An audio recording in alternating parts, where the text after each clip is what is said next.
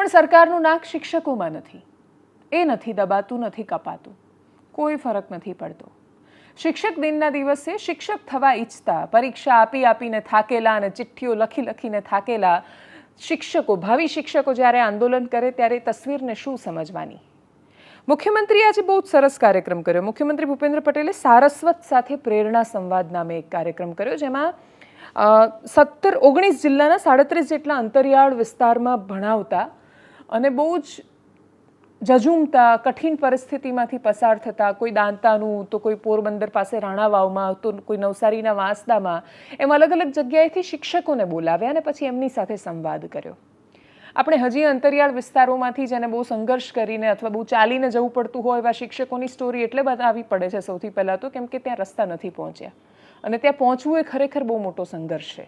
એની વચ્ચે પણ કેટલાય શિક્ષકો એવા છે કે જે પોતાનું બધું જ આપીને, સરકાર કશું એમને એટલું નથી આપી દીધી કે એમણે આટલી બધી સ્ટ્રગલ કરવી પડે. ખૂબ બધા લોકો ચોરી કરે છે સરકારી નોકરીમાં, એ પણ કરી શકે, પણ એ નથી કરતા. એ પોતાના વ્યવસાયને વફાદાર છે, એ પોતાના ધર્મને વળગેલા રહે છે.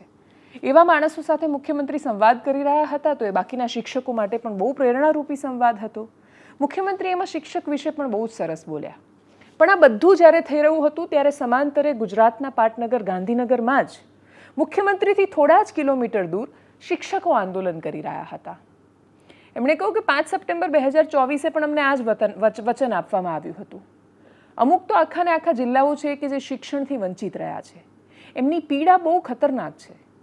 તમે કચ્છના અંતરિયાળ વિસ્તારોમાં જાઓ, તમે દ્વારિકા જિલ્લામાં જાઓ, તમે જામનગરના અમુક વિસ્તારોની તપાસ કરો, તમે દાહોદમાં જાઓ, તમે છોટાઉદેપુરમાં જાઓ, તમને સમજાશે અને તમને એ સવાલ થશે કે આટલા વર્ષોથી એક જ પ્રકારની સમસ્યા, એક જ પ્રકારનો પ્રશ્ન મહિનાઓ થઈ જાય, એની જાહેરાતો થઈ જાય, એનો ઉકેલ કેમ નથી આવતો? ઉકેલ જો આપવો હોય તો ઉકેલ ન આવે તો શક્ય નથી. એનો મતલબ કે દાનતખોરી છે. જો દાનતખોરી ન હોય તો શિક્ષણની સાથે આવા પ્રયોગો ન થાય. ગુજરાત એ ભારતીય જનતા પાર્ટી માટે રાજકીય પ્રયોગશાળા છે, પણ ગુજરાત એ ભારતીય જનતા પાર્ટીની સરકાર માટે શિક્ષણનીય પ્રયોગશાળા છે.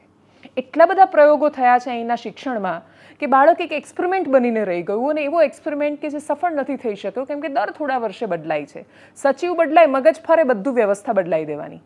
એના પછી નવા સચિવ આવે, એમને કંઈક નવો આઈડિયા આવે, કંઈક નવું એક્ઝિક્યુટ કરશે. નવા મંત્રી આવે, એમને કંઈક નવું ગતકડું સૂજ્યું, એ નવું કરશે, અને એકેમાં ઠેકાણા પડવા જોઈએ. છેલ્લે શિક્ષકનો મરો થાય, શિક્ષણનો મરો થાય, અને છેલ્લે બાળકનો મરો થાય. આ બધામાં ભોગવવાનું કોણે? એક રાજ્ય તરીકે આપણે નિષ્ફળ થઈ રહ્યા છીએ. આ એનો સાર છે. મુખ્યમંત્રીએ શિક્ષકો સાથે સંવાદ જે કર્યો એમાં એમણે શું કહ્યું શિક્ષકો માટે એ પણ સાંભળીએ, અને સમાંતરે ગાંધીનગરમાં શું થઈ રહ્યું હતું. ધારાસભ્ય જિગ્નેશ મેવાણી પણ પહોંચ્યા હતા. એમણે શું કહ્યું? આવનારા સમયમાં વિધાનસભા સચિવાલય ઘેરાવની ચીમકી પણ આપી છે. સાંભળીએ એમને. તમે સૌ રાજ્યના અલગ અલગ પ્રદેશમાંથી આવતા હશો. જે તે વિસ્તારોનું શિક્ષણનું સ્તર અને સામાજિક સમસ્યાઓ પણ અલગ અલગ હશે, પરંતુ તમારા બધામાં એક બાબતને સમાનતા છે: તમારું કામ, તમારા વિદ્યાર્થીઓ પ્રત્યેનું તમારું સમર્પણ. સફળ શિક્ષક બાળકોને ક્યારેય એવું નથી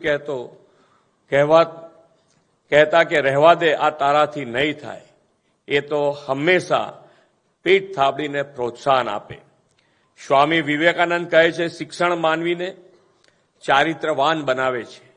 શિક્ષણના નોબલ પ્રોફેશનમાં સદઉપયોગથી શિક્ષક સમુદાય રાષ્ટ્ર ઘડતર, ચારિત્ર નિર્માણ અને જ્ઞાન સમૃદ્ધિથી ભાવિ પેઢીના નિર્માતા બને તે સમાજ માટે આવશ્યક છે.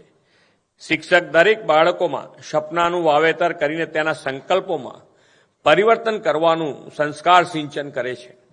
શિક્ષકની સકારાત્મકતા એટલે કે પોઝિટિવ જ તેમને સૌથી મોટી તાકાત છે. આવી જ પોઝિટિવિટીથી વિશ્વ નેતા શ્રી મોદી સાહેબે દેશનું સેવા દાયિત્વ સંભાળી રહ્યા છે.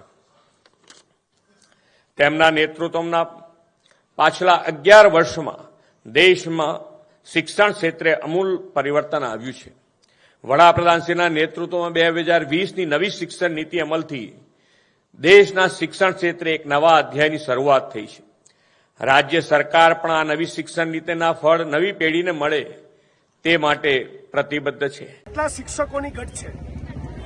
સમગ્ર ગુજરાતની સરકારી શાળાઓમાં 1 લાખ જેટલા શિક્ષકોની ઘટ છે.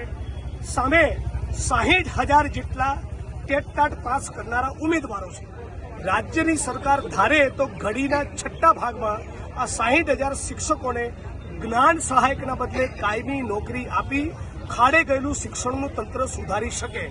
વારંવારની રજૂઆતો તાલુકા કક્ષાએ, જિલ્લા કક્ષાએ, ગાંધીનગર કક્ષાએ શિક્ષણ મંત્રીને અને સીએમને કરી છતાં સરકારના પેટનું પાણી હલતું ન હોય 8 સપ્ટેમ્બરના દિવસે ગુજરાતની વિધાનસભાના સત્રના પહેલા દિવસે સવારે 10 વાગે મોટી તાદાદમાં, મોટી સંખ્યામાં 60,000 લોકો જે લોકોએ ટેટ ટાસ પાસ કરી એ બધા જ પોતાના મિત્રો, પરિચિતો, ઓળખીતા અને પરિવારજનો સાથે ગાંધીનગર ચલોનો કોલ આપો. ચલો ગાંધીનગર 8 સપ્ટેમ્બર ટેટ ટાટની એક્ઝામ પાસ કરનારા 60,000 લોકોને કાયમી નોકરીનો ઓર્ડર મળે એ માગણી સાથે. તો 8 તારીખે ચલો 8 સપ્ટેમ્બર ચલો ઇન્કલાબ જિંદાબાદ.